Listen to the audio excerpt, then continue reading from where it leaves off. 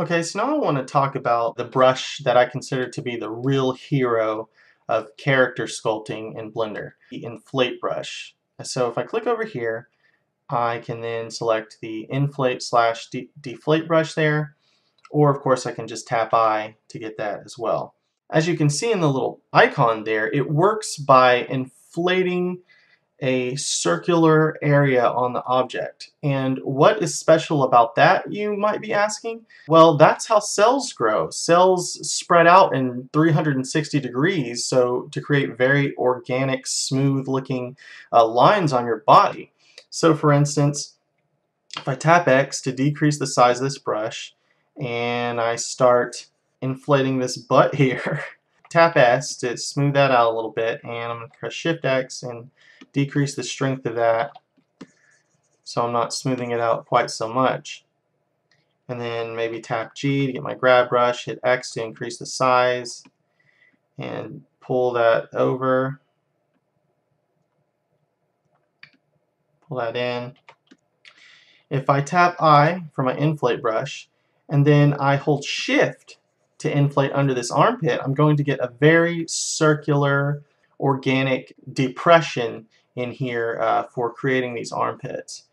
Then I'll tap S to bring up my smooth brush. Of course, I can just tap S again to toggle between the last brush that I used. Hold Shift and pull that down. Say we want to make neck lines or neck veins in here, so if I hold Shift and I start tapping on that, and here, you'll see we get these really cool looking kind of muscular veiny areas. So once again, we can use the inflate here on the chest, like that. And we can hold Shift and use it to create a depression for like the abs area, the abdominal area, like that. And that chest came out obviously way too much, so I'm going to go ahead and select my polish brush and make sure the strength isn't very high so I don't do it too much, and polish this up here, maybe a little stronger. There we go, cool. Then I'm going to tap my G brush and move out a little bit. If you tap X and you're trying to increase the size of the brush, but it will only go so far, if you need to increase your brush, you can think of it in terms of moving away from your object, zooming out from it, and then that's essentially like giving you a bigger brush. So pull that in.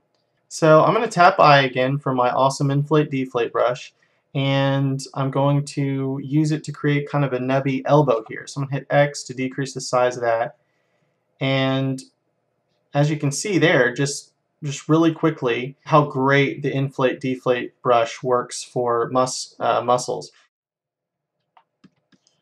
One thing we won't be worrying about in this video is creating hands, but we'll definitely get into that later.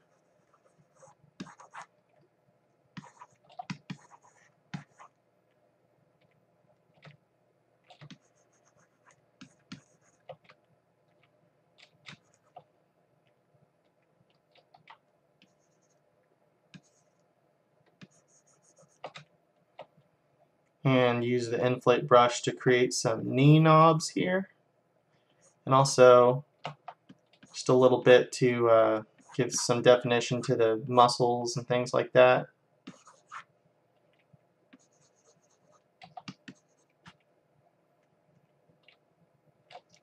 Give some back meat to these calves a little bit. Maybe use my grab brush to bring this in some.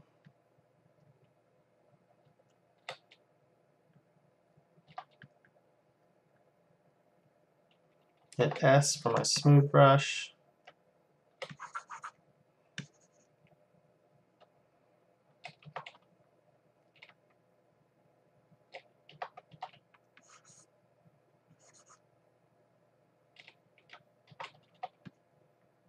And I'm just toggling between this smooth and grab brush by just hitting S. Of course, I could hit G too and it would toggle between the grab and the smooth brush. Whatever the last two things you used were.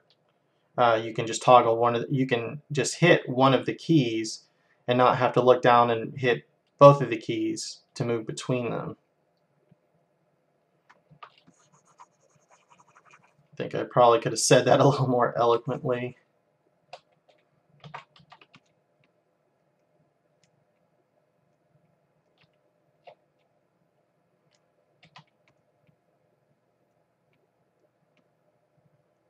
The polish brush is really great for creating kind of like bone lines and definition. I guess a really good example of that is kind of the style of the new Ninja Turtles on Nickelodeon, kind of how, or the Star Wars Clone Wars, how there's a very stylized kind of pressed lines and stuff. And the polish brush is really great for defining like cheekbones and lines and stuff like that on your characters. So I'm going to use it to just kind of press in and make these kind of flat molded lines here.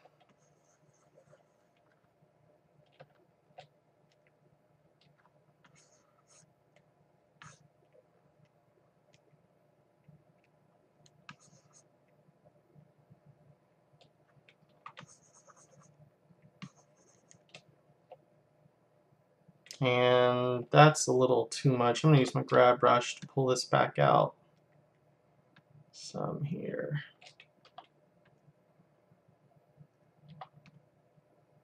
Like I said, there's an extreme amount of power in the grab brush. You can use it to fix huge problems really quickly. So it's kind of a weird kind of state of mind to be in when you're sculpting. But the more you use it, the more you get a handle on how things can be used.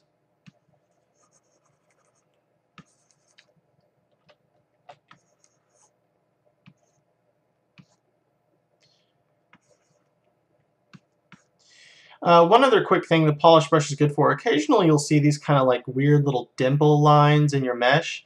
The polish brush is good for kind of hammering those out if for some reason smooth brush doesn't seem to be able to cut the mustard.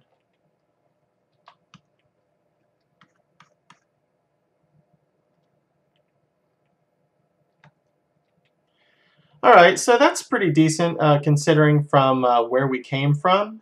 That's a good little start. And so the next thing we want to do is I'm going to hit the tilde key to minimize this window. And I'm going to go over to my multi-resolution over here. I'm going to go ahead and hit T to dismiss my tool shelf as well. Okay, so we have to take a minute to talk about workflow and our overall approach here real quick.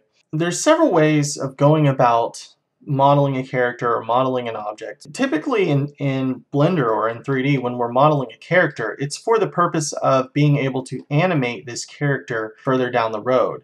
And there are several different approaches to this. One approach is get as crazy as you want with how many polygons you're working with and your modeling technique. You end up with a finished product, but oftentimes that product has become too convoluted or too much of a mess to be able to animate, to be able to really work with. So a process called retopology will have to be applied. Basically, retrace over it, in a matter of speaking, in a more clean way to get a workable mesh that you can animate and do other stuff with.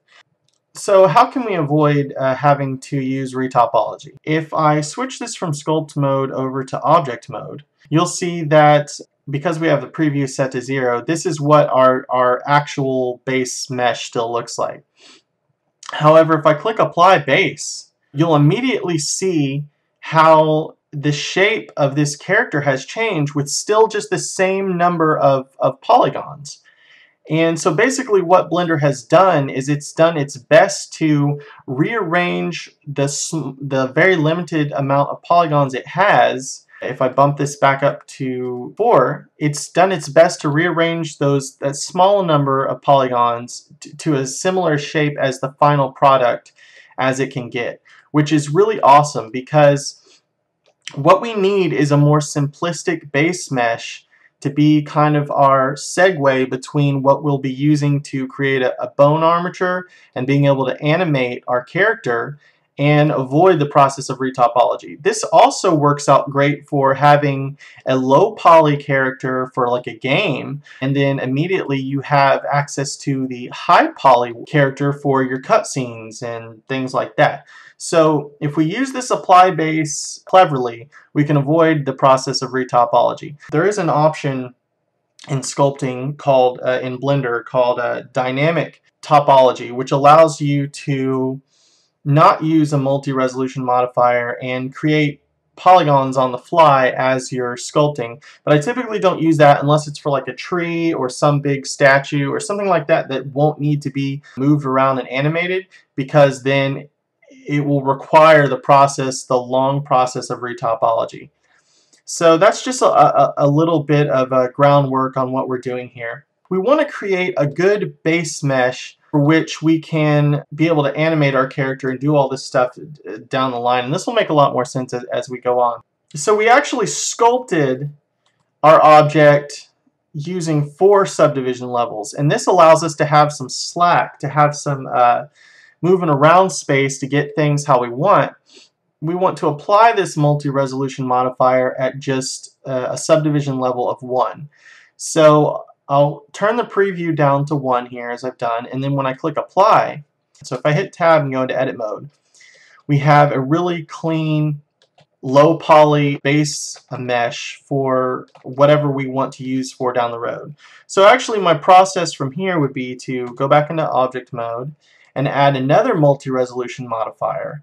Whatever I did with this multi-resolution modifier would be for my final results and for animating. But the first round of using that first multi-resolution modifier was basically to establish us a really good looking base mesh for whatever we need to do from here. And so that's all we're going to do for this basic sculpting right now, but later we'll get into hands and how to do face and ears and stuff like that. One reason we didn't get into face and ears and stuff like that is you may have tried your hand at sculpting in Blender before and thought either A, oh, well, I suck at this, or B, Blender sucks at these sculpting tools. And it's not really either of those. Almost 100% of the time, your real problem in sculpting in Blender is you don't have enough geometry or enough mesh to work with, so things look really bad. But in future videos, we'll be discussing how you can target specific areas of your model, like the head, with a lot more geometry, so that you can sculpt with all the detail you need without bogging down your system with the rest of the model.